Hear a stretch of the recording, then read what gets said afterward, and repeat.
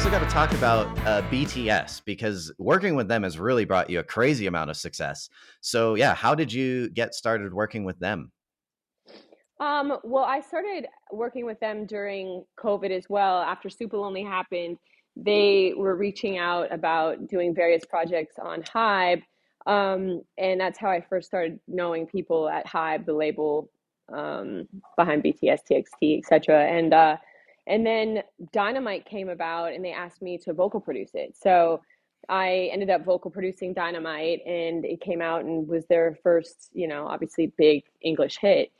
Hmm. And that was just so exciting to be a part of. And I think at that point, given the success of that, they they were, I was definitely in with that camp, so I was in the conversation for pitching for the next song.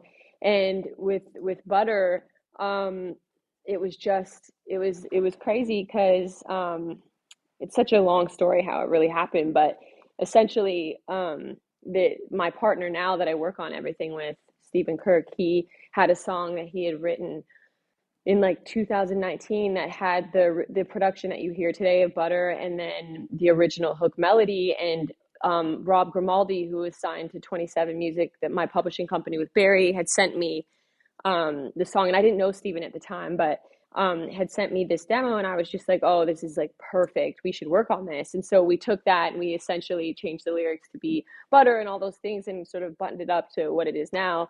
Sent it to them, and they fell in love with it, and it was just ended up being what it was, what it is today, which is was such a blessing.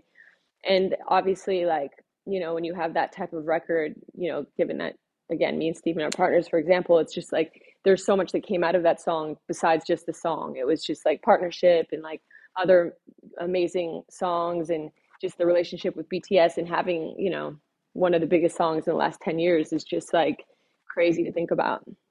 Yeah, no, and it's like you were saying there, it hit number one on the Billboard Hot 100, which is like such an amazing accomplishment, because like there have been all time greats that have never done that. So to be able to have that on your resume is just like, it's got to be a real thrill. Well, it was actually number one for 10 weeks. Nice. So it's actually like even crazier because I mean, like it's like, of course, I mean, to answer your question, it was amazing, but like to have a song that went number one for 10 weeks, I mean, that's like extra rare. I mean, it was just, again, it was all so surreal to some extent, but also like not in a weird way. You know what I mean? Because I think that once you, like, we put so much effort in like, that was the one thing about COVID, is that, obviously, like, no one was doing anything. So I think just the focus and attention that we put into this one baby really paid off. Hmm. Yeah. I didn't actually realize it was number one for 10 weeks in a row. So that, and I think like in this day and age, it's really hard to do that, since there's just so much more music now. So yeah, that's awesome. And then Yeah. um, right after that, you got to do another number one song with BTS, and that was Permission to Dance. And I saw that Ed Sheeran was a co-writer on that track. So how did he get involved?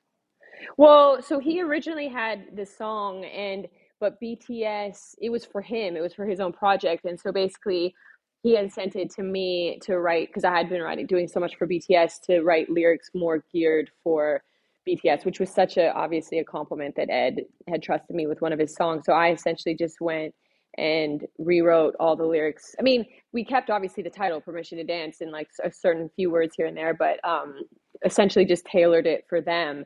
And then Steve Mack and Steven produced the song together and sort of brought it more into the BTS world, because again, before it was an Ed Sheeran song, which was Hmm. amazing, and I think what attracted to them to the song in the first place. But you know how it is, and that's another reason, back to your other question, where other creatives come in together a lot, because again, that ends up happening is like you have one, and because connection through social media is so amazing today, where you can just have friends all over the world.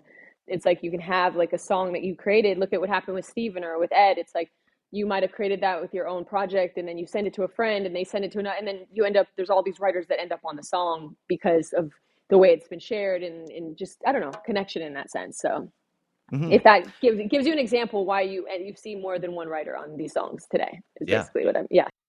Yeah. And so Ed had the music put together basically for this song.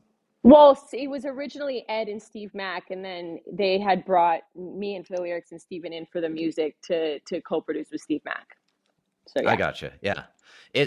Yeah, I thought it was like, it definitely felt like kind of, it sort of reminded me of a '70s song, in the lyrics. Like, we were talking about Elton John. It was sort of like "Don't Go Breaking My Heart," or maybe like "Changes" by David Bowie. That was sort of, I liked the vibe of it for that reason.